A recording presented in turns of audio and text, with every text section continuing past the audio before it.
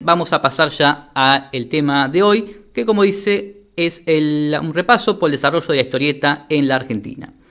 Un tema que tenía muchas ganas de tocar, hablar sobre este noveno arte que es la historieta, también conocido como cómic en inglés. Por un lado quisiera hablar porque me gusta mucho la historieta, me gustaría también difundirlo, y también existen algunos mitos, podríamos decir, o confusiones.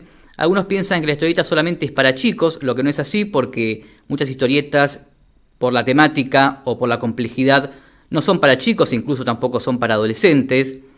También se piensa que la historieta o el cómic solamente es de superhéroes, lo que no es así. Si bien hay una gran tradición y una gran cantidad de historietas de superhéroes, existe una gran variedad de temas y de géneros dentro de la historieta. Por ejemplo, hay historietas de aventura, bélicas, ciencia ficción, cómicas, eróticas, históricas, policiales, románticas, de terror, etcétera. Otra confusión que se puede llegar a dar es que las historietas son solamente de Estados Unidos. Una confusión quizás asociada a lo anterior, cuando se piensa en la historieta solamente como Batman o Superman o los superhéroes norteamericanos.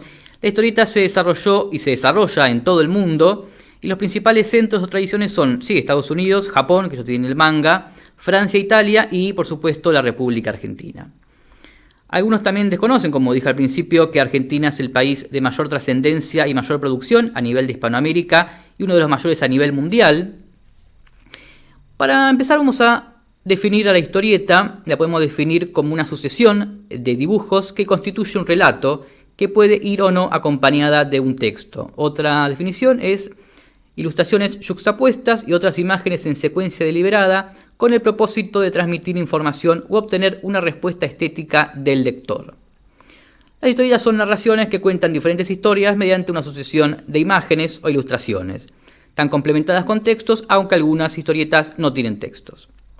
En un principio la historieta fue considerada como un subproducto cultural, no se le dio mayor consideración y fue objeto de un análisis profundo, y recién en la década de 60, de 1960, cuando se lo reivindica a nivel artístico y se comienza a considerar como el noveno arte, siendo el séptimo arte el cine y el octavo arte la fotografía. Las historietas pueden constituir una simple tira de prensa, que es una franja horizontal de 3 o más viñetas, como las que se suelen utilizar en los diarios, como por ejemplo la historieta de Clemente.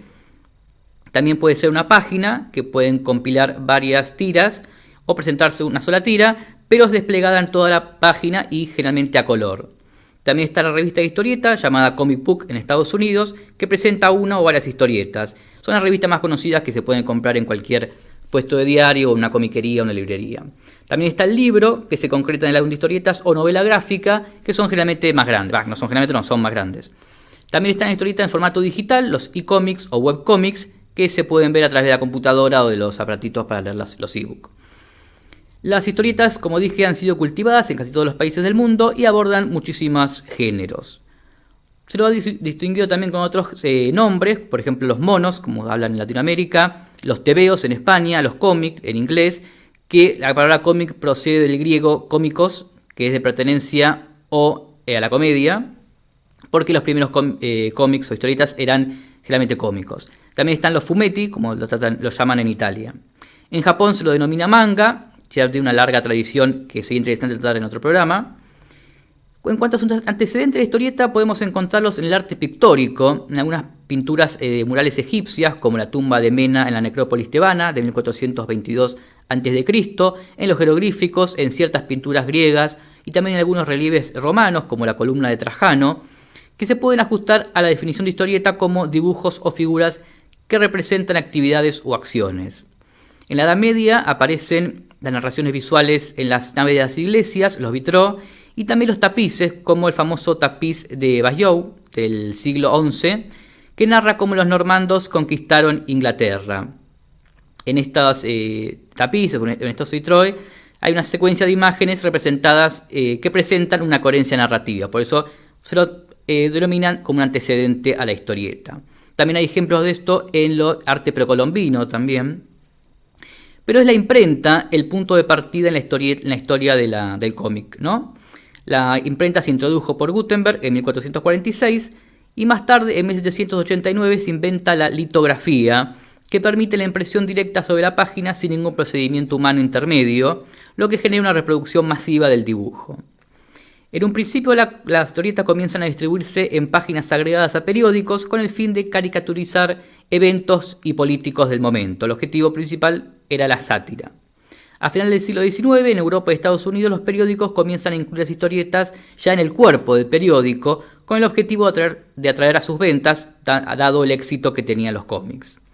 Es en este entonces cuando se sientan las bases de la historieta actual, con secuencias de imágenes consecutivas para articular un relato, la permanencia de uno o más personajes a lo largo de la serie y la integración de textos en la imagen con los globos de diálogos. También por esa época comienzan a aparecer la página a color y en este siglo también varían en cuanto a la temática, ya no son solamente satíricos o cómicos. Aparecen más ficciones y hay un público más amplio, incluyendo a los niños, empiezan a aparecer las primeras revistas y suplementos infantiles.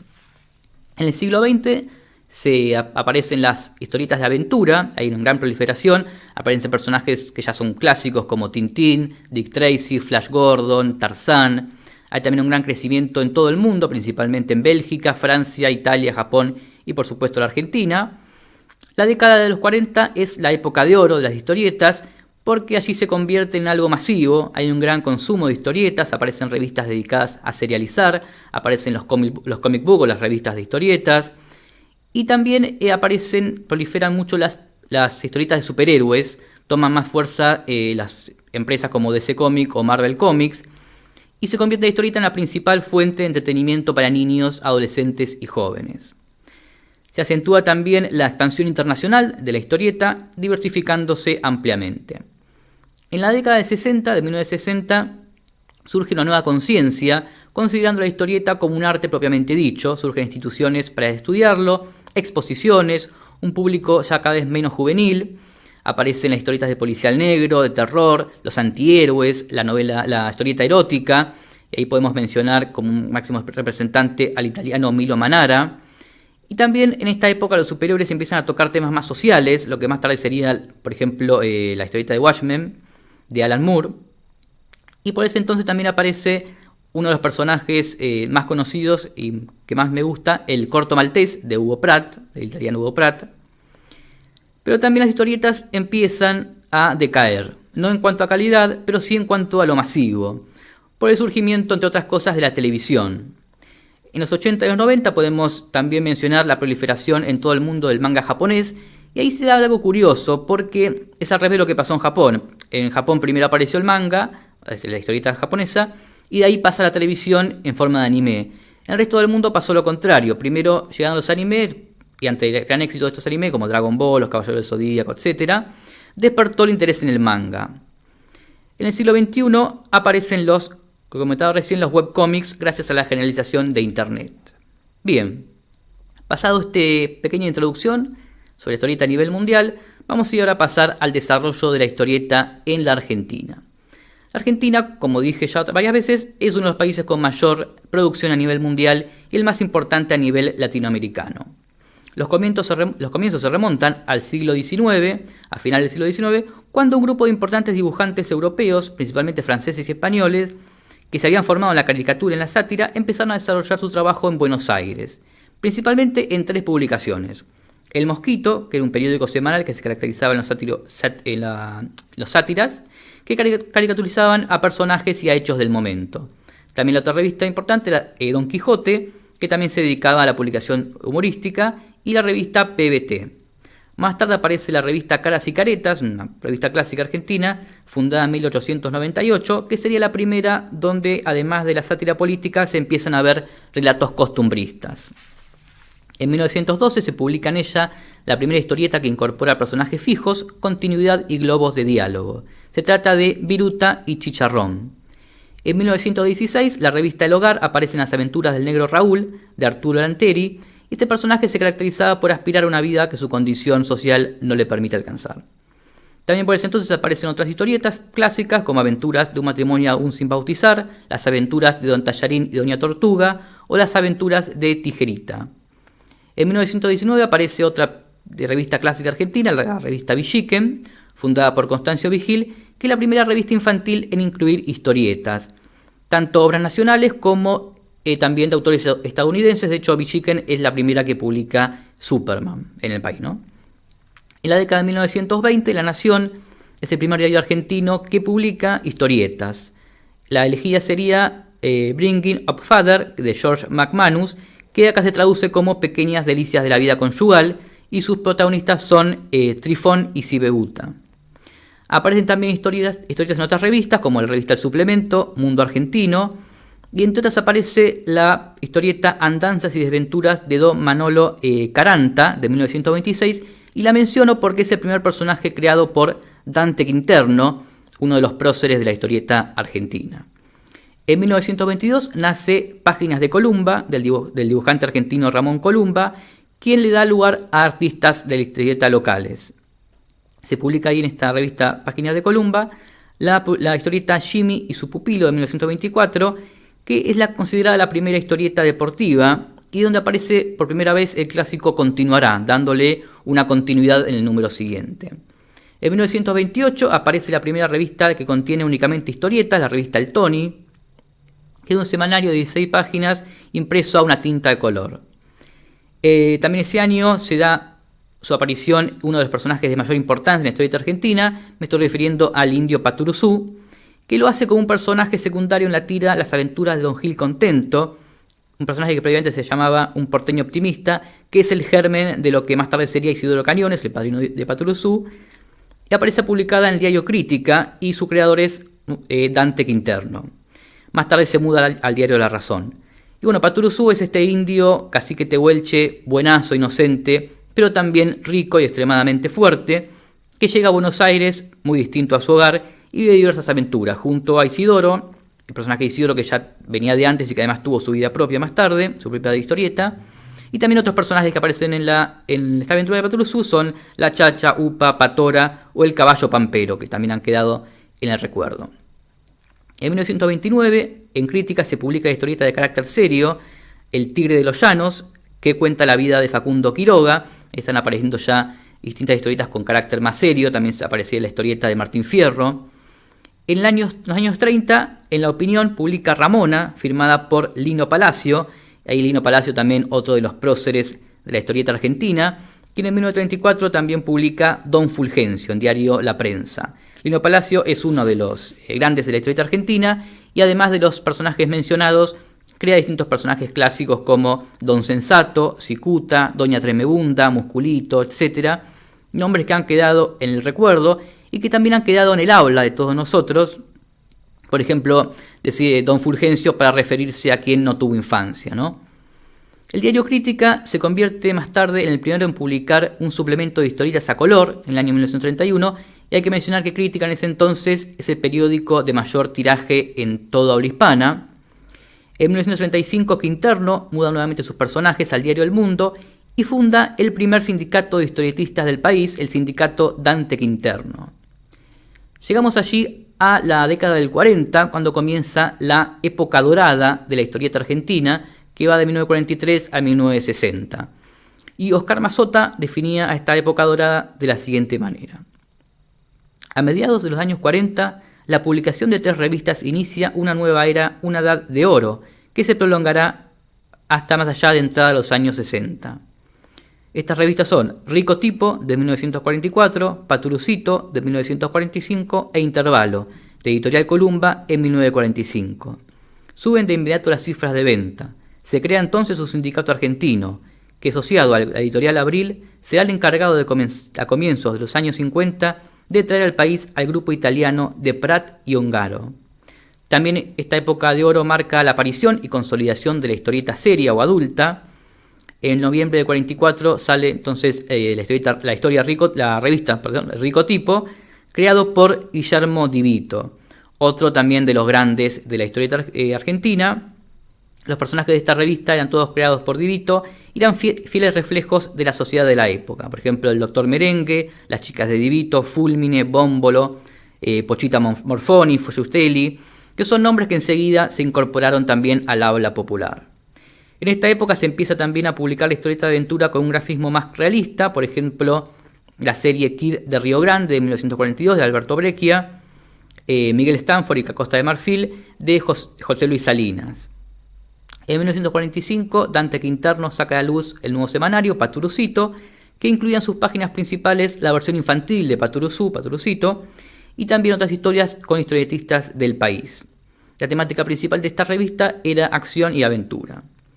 Dentro de estas historietas destacaba Vito Nervio, de Alberto Breccia, 1946, que es una historia también detectivesca de acción y de aventura. Ya una historia seria, una historieta seria, digamos. Bueno, también por ese entonces, esta década dorada, se instala la editorial Abril y saca la revista Salgari en 1947, donde aparece el personaje de Mysterix, de Ongaro y Campani. Mysterix es un superhéroe, un hombre común con un traje con una pila que le da superpoderes, a uno relacionado con un antecedente de Iron Man, que adquiere tanta popularidad esta historieta de Mysterix que en 1948 decide editar su propia revista. En julio del 50, Abril lanza también la revista Cine Misterio y Columba lanza otra revista llamada Fantasía, la pequeña revista de las grandes historietas, que es una revista de bolsillo. En 1951 debuta en Cine Misterio uno de los guionistas más importantes del país, otro prócer de la historieta, Héctor Germán Oesterheld. En 1953, Oesterheld saca Sargento Kirk, una historia de cowboys que rompe un poco con ese género, protagonizada por el renegado del séptimo de caballería, junto al dibujante Hugo Pratt. También junto a Pratt, Oesterheld saca Ernie Pike, que es situado en la Segunda Guerra Mundial, y Ticonderoga. En 1954 aparece la nueva revista infantil Gatitos, de Editorial Codex, dedicada al público más infantil y historietas más infantiles. En 1955 Oesterheld crea la Editorial Frontera junto a su hermano Jorge. Y ahí sacan las primeras revistas de la Editorial Frontera, son la revista llamada también Frontera y Hora Cero, que se publica mensualmente y contienen historias autoconclusivas, la mayoría guionadas por Oesterheld. El 4 de septiembre del 55 aparece Hora Cero, suplemento semanal, dedicado a historias continuadas. Es tan la importancia de esta revista Hora Cero que el 4 de septiembre se festeja el Día de la Historieta Nacional, en honor a esta publicación. Y la importancia, entre otras cosas, radica en que en esta revista se comienza a publicar El Eternauta, un clásico de la historieta argentina, con guión de Oesterheld y dibujos de Solano López. El Eternauta es la obra cumbre de la historieta argentina, es para la historieta lo que el Martín Fierro es para la literatura. No sé si es el mejor, porque es una cuestión muy subjetiva, pero sí es la más representativa.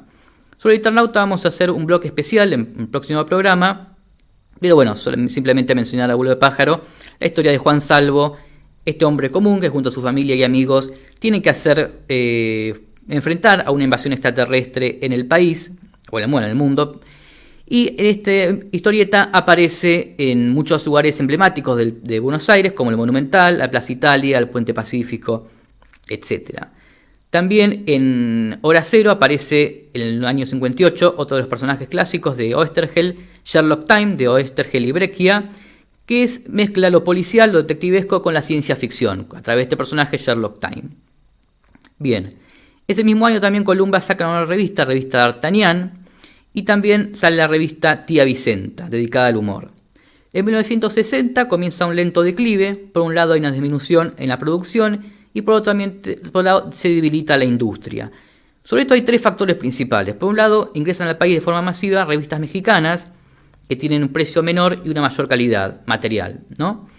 También por ese entonces se inventa la televisión, que es un factor que ya lo analizamos a nivel mundial, y también por esa época, década del 60, parten a Europa distintos dibujantes, los mejores dibujantes que tienen allá en Europa mejores oportunidades o tienen una mejor paga.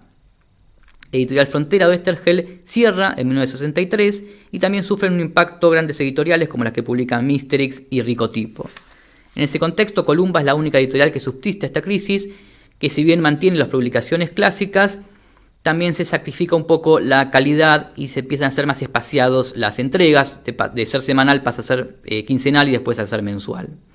Más allá de esto, de esta decadencia, igual hay una gran calidad a nivel artístico. Entre 1962 y 1964, Oesterheld junto a Alberto Breccia forman una dupla de innovadores. Ahí crean uno de los mejores personajes del cómic argentino, Mort Cinder, publicado en la revista Mysterix. Y Mort Cinder es un sujeto que muere y resucita constantemente. No es simplemente un inmortal que evita la muerte, sino que muere y resucita una y otra vez como adulto, con todo lo que ello contrae, ¿no? Y ahí va viviendo distintas aventuras, distintas historias, e incluso es testigo de diversos hechos históricos.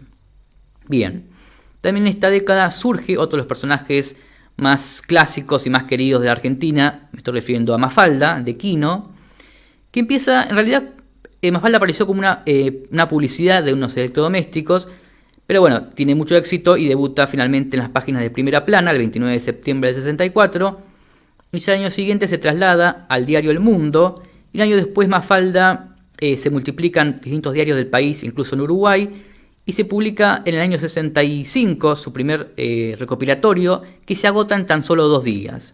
En el 68 pasa a la revista 7 días y para el 71 ya es traducida a casi todos los idiomas. Finalmente, el 25 de julio del 73 saca su última tira y hoy día hay un montón de recopilaciones, incluido el gran libro Toda Mafalda, ¿no? En 1966 debuta también otro prócer, digamos, que si bien es paraguayo de nacimiento, ha escrito casi toda su obra en Argentina, Robin Wood, que en la revista D'Artagnan saca junto al dibujante Lucho Olivera la historieta llamada Aquí la Retirada, y un año después, en la misma dupla, publica el primer episodio de la exitosa Nippur de Lagash. Nippur de Lagash, una obra que también me gustaría más adelante dedicarle a un bloque especial, está situada en la Mesopotamia asiática, en la ciudad de Lagash, y nos presenta a Nippur, un héroe valiente, leal, aguerrido, que pasa de ser un general a un exiliado y tiene que vagar, por eso es el errante, y vive cientos de aventuras.